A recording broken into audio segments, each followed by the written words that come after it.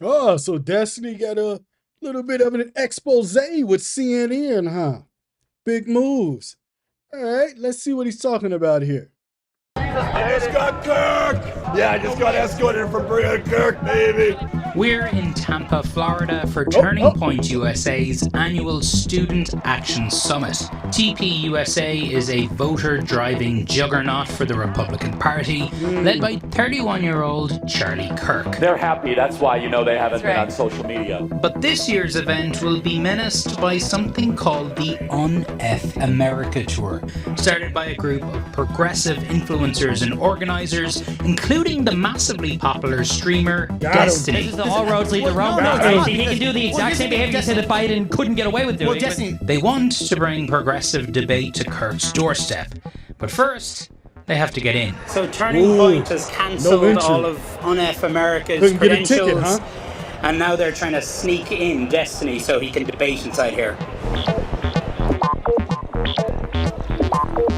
must be the glasses. Kind of like Clark Kent. You just can't see him, huh? So Destiny has made it inside the building, and we'll see how long he lasts. There's a major streamer named Destiny, who's a Democratic liberal streamer. He appears to be debating Myron Gaines, who's more of a right-wing red pill guy. They're both sort of creatures of like internet trolldom, but it should be a lot of fun. You know, it's like blood sports. It's like watching a cockfight, effectively. We love to see it, though. We love to see it. It's great. We are at Student Action Summit. We got Destiny and Myron here today. Have a little friendly conversation. Man. Good to see you, Israel Young and people may be tuning out the no. news, but this new form of live, provocative political debate is blowing up online. Its cultural significance is something well known to Kirk because he's part of it. Oh, it's democratic socialism. It's completely different. I love this. I can talk about socialism for hours. Hello, everyone. I am Charlie Kirk, founder of Turning Point USA, and I am surrounded by... Let me tell you something about Charlie Kirk. Charlie Kirk is an opportunist. That is what America is all about, is being an opportunist. Seeing something at a given time and filling the void to give a need to the people. Supply and demand. Basic law of economics. One of the things Charlie Kirk saw at a very early edition, that people in the Gen Z were extremely disaffected politically. But the problem was you couldn't tell because the left was tempering all the conversation that they were having. So it made you believe what was on the left was the only way people thought. And people were getting sick and tired of apologizing for being masculine, for being white, for having white guilt. Because they're saying, hey, I should not have to carry the burden that my great-great-grandfather carried because he was a slave owner. I didn't do that. Let me prove to you the type of man that I am. And then what happens is when people say, nah, that don't fly here. So no matter what you do or say, you're always in a position of being of white guilt. So you know what happens after a while? People say, F it. I'm not apologizing anymore. So when you have people like Charlie Kirk come along, he understands their desire of what they want to hear in messaging because he believes it. So it's very easy to convey the message. See, when the woke came along in 2013, 2014, there was really nothing to attack. If Charlie Kirk would have came into the field maybe in 2005, 2006, I'm not speaking about his current age. I'm just saying if he would have came at that time, he wouldn't have been effective. Because at that time, the Republican Party was seen as the extremists. But now, since a lot of the establishment have been uprooted in the Republican Party by MAGA, it has caused a new invigoration into the party. I give Charlie Kirk his props. He knew what he was doing. 20 woke college kids. Under 10 with the words, prove me wrong, Kirk brought online debater culture directly to hundreds of college campuses during the last election cycle. This is smart. If you want to have the debate, go to the colleges, because that's where the new minds of political thought are being formed. But one of the things that had got curbed, because I experienced it when I was in undergrad, there were no safe spaces at my school, even though they claimed that that the university was a safe space. As long as you said what they wanted to hear, it was a safe space. But if you said anything that was uncomfortable, you was out of there like easy Sunday morning. We have a problem in Black America. The biggest problem is not racism, it's the lack of dads. When exactly do... He's right. He's right. You can say it's over policing. As a Black man, I can tell you, most of the issues go back to a father not being in the household.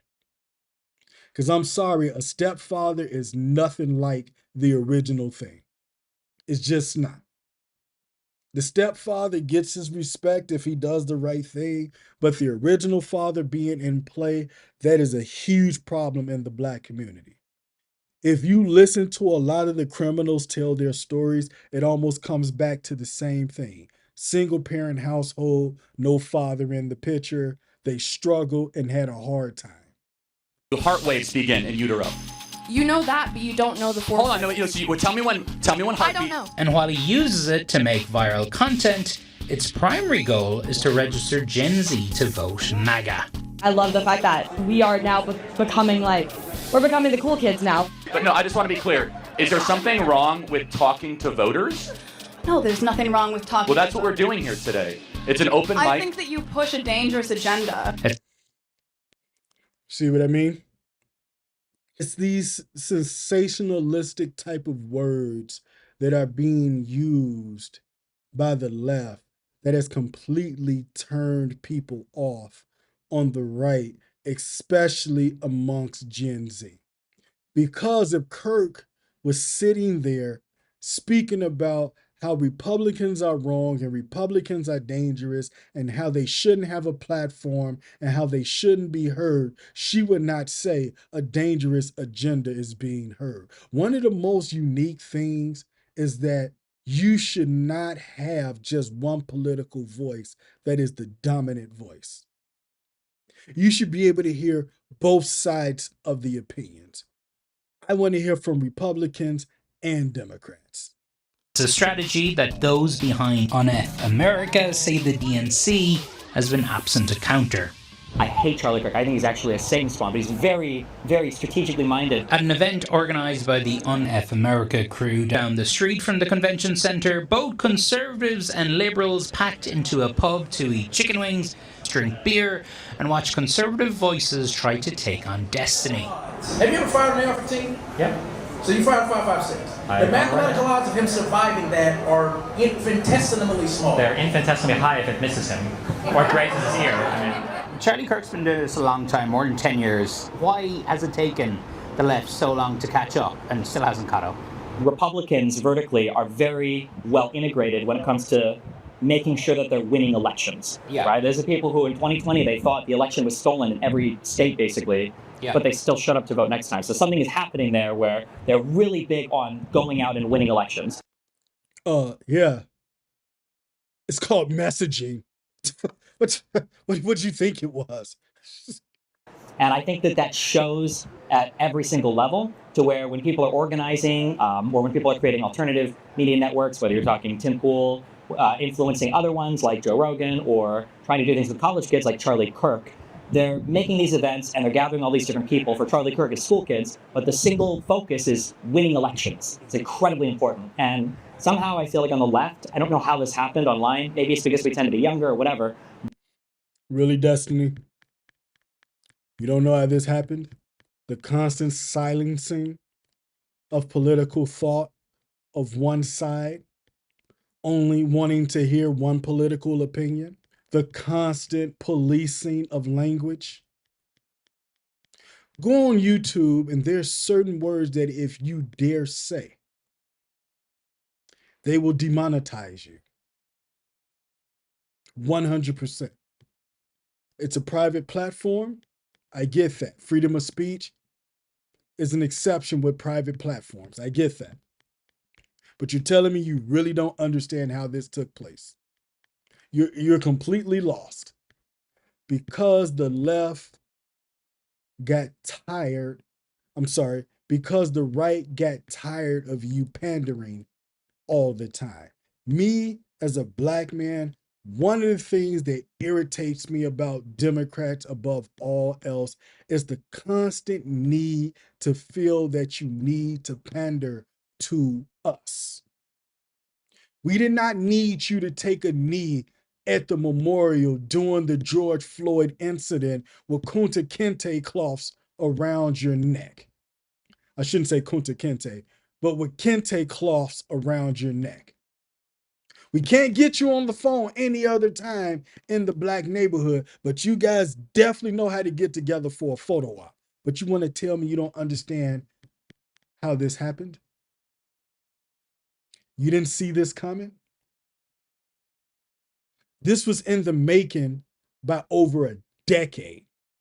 The problem was Democrats fell asleep at the wheel because you got too comfortable with us. You felt you didn't need to work for our vote. Matter of fact, you guys were so far off base. You were literally knocking on doors for votes during the 2024 election. You had a transgender who dressed in full regalia and came and spoke on the public stage. This person was the former Assistant Secretary for Health at the U.S. Department of Health and Human Services. This is who you had come on the stage and completely embarrass America. This is what your side did. And you're telling me you don't know how we got here? You're not sure where the communication got lost? But you can't figure out why, huh? But somehow the party's messaging apparatus, it feels like it's got hijacked from people, by people who won't vote for your candidates, which I think is incredibly destructive. Did the Democrats have anything like this? Nothing. And I will say, like, Charlie Kirk is honestly one of the best organizers of our generation. And I think that, you know, as much as I disagree with Charlie Kirk, I believe that what he's doing has worked. And that's why I'm here to replicate what he's doing. I'm not here to, you know, disrupt Charlie Kirk's events. You can't replicate it. Your messaging is way wrong. Due to the fact that a lot of the left, they have embolstered their messaging of woke. And for that reason, you're just going to turn more and more people off. A lot of the times when we look at these liberal men, they don't look masculine. They don't look like men. They just don't. I'm here to say that there are alternative ideas and that we need to build the same thing that he has, because he is good at it. Z. Cohen Sanchez has worked more than a decade on Democratic campaigns. There's no reason why we can't do this. This is not very expensive to do. We have so many PACs on the Democratic side raising millions of dollars, right? We are not a big PAC. We haven't even raised $1 million yet. And we're able to get all of these creators essentially anywhere that Charlie is. And so that... Doesn't that tell you that's an issue? Democrats have been known to have the highest super PACs stretching back for at least the past 25 to 30 years. Even with Kamala's run, the super PAC almost tripled what Trump's PAC was. And you still got curb stomped because the problem is you think it's about the financial backing and you fail to understand it's about the messaging. What we really want the Democratic Party to do is we want to have them to start investing in these movements. Is the DNC supporting this? No, not currently. Why not? I wonder why. If Ken Martin's watching this, I wonder why. Text me back. But really, I mean, I think it's disappointing that we haven't been able to see the DNC really get off the ground since the election, because I think a lot of things have happened internally that have been distractions to the actual ground game that we need right now. No, our motto is...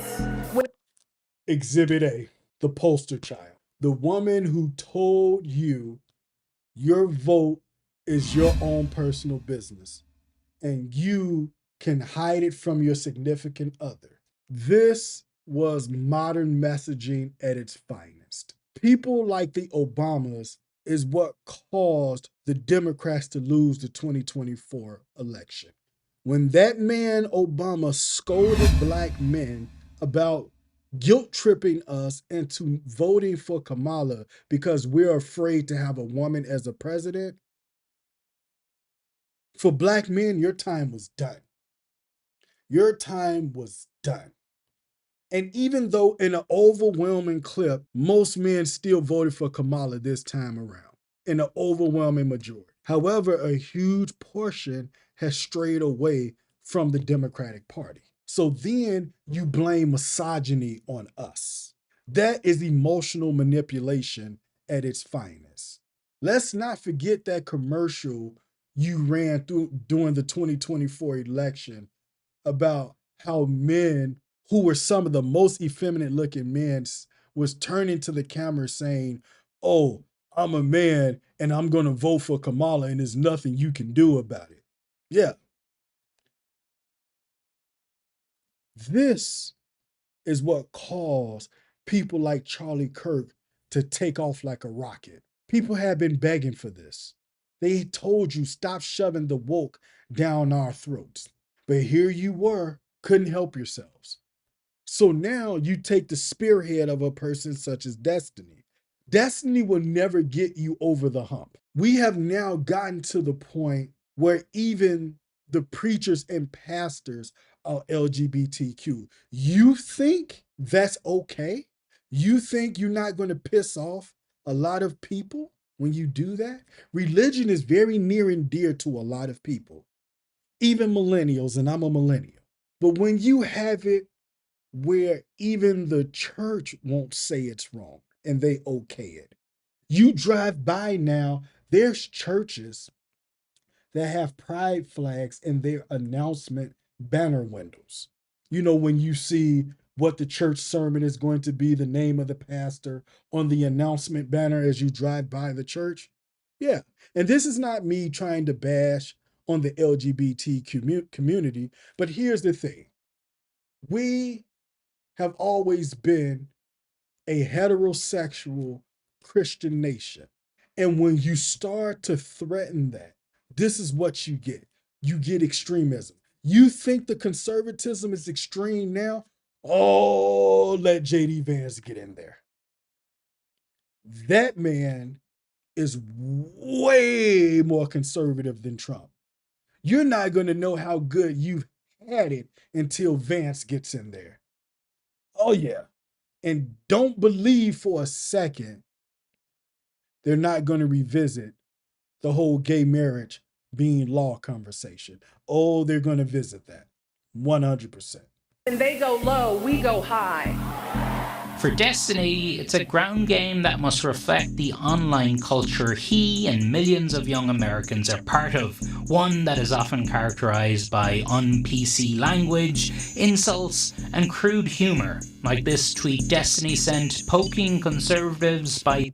Oh, yikes. Not good. This was not a good one. Ooh-wee. You know, God isn't real because if he was, it wouldn't have been the 100+ kids camping he sniped over the holiday weekend. That will definitely get you to have people to leave the right and migrate to the left. That's the words they need. Saying the kids who died in the Texas floods were proof that God doesn't exist. The tweets you sent about the kids in Texas would probably disqualify you or would probably have somebody in the upper levels of the Democratic Party say, okay, we'll never work with this guy again. Yeah. Do you regret sending those tweets? I think they have to get over it. I don't regret them. I love poking the bear on the right. I feel like Republicans are so good at owning the space. Republicans do this thing where they say, comedy's legal again and we can joke about anything. But when they say anything, they really just mean like immigrants and black people, right? And there it is. There's your exclamation point. I'm pretty much ousted by the Democratic Party. They will not invest with me, or I cannot be a figure spearhead of any kind. So what he's trying to do is create his own extremist section of what he views to be the countermeasure against MAGA. But there's one particular difference. His messaging does not resonate with most of America.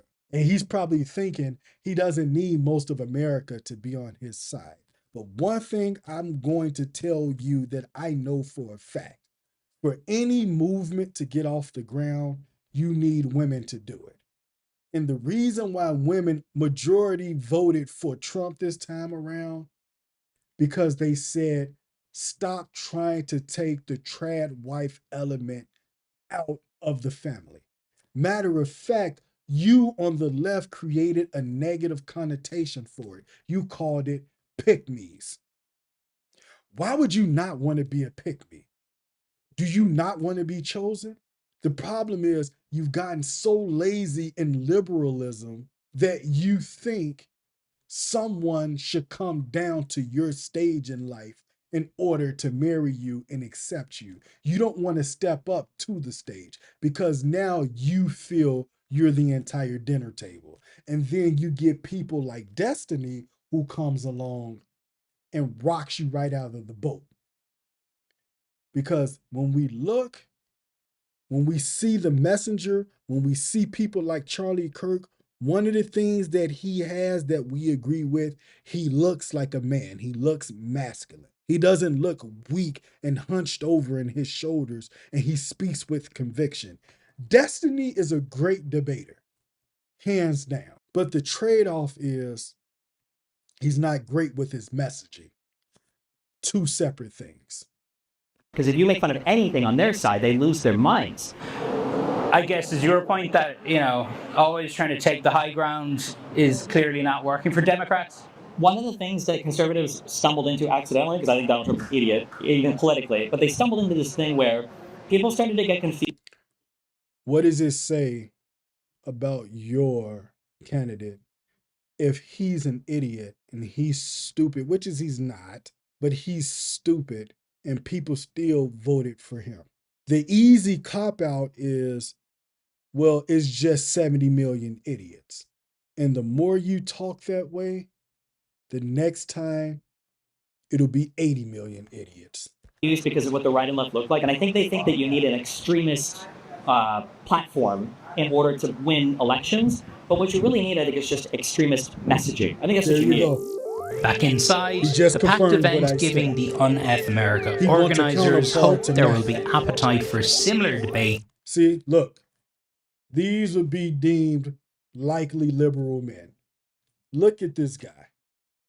Do you see masculinity across the stretch of the board? Now, the guy that's sitting down, I'm not sure, but the guy with the coif swept to the side hair, who looks like he can be of Asian or Latino origin, who's sitting closest to the screen, I would almost bet he's a conservative. He looks way more masculine. These guys in the back, these are not the type of guys I would want to have my back if a situation goes down at 2 a.m. Not saying it will, because, I'm a good boy. I'm in the house at 11. It's on college campuses this fall. I do 100 hours of this a semester. 100 hours. In addition to 2 hours of podcasting radio. I mean, the physical crowds are now 4,000 people almost every time we do this. And so the plan for this semester is Charlie Kirk shows up at campuses all across the country, and you guys are going to be there too. That's the goal. If we can raise enough money to get there, we absolutely will. People wonder why the youth vote shifted 9 points to the right. Yeah. And that's a big reason why. He's put the footwork in and we haven't. No, you tried to put the footwork in. People just didn't want to hear it. They didn't want to buy at that store anymore. You guys lost your way. You lost your edge. You lost your sense of humor. You wanted to censor everything. You're still trying to censor things. I have a video that I did on the censorship via MasterCard and Visa. A lot of that has been allowed by way of Democrats. You guys constantly push the censorship window. So now you get a result of extremism where people have left your party in droves because at some point they recognize you've become insane. And then what they do, they say, These septum ring having, blue-haired, scream very loud, bald, overweight women, they are the ones drowning out the reasonable Democrats. And the reasonable Democrats, they know it's just a matter of time. They know they are on thin ice. They're getting phased out. And at the end of the day, this is why you lose. Like, share, comment, subscribe. I'll catch you in the next one, guys.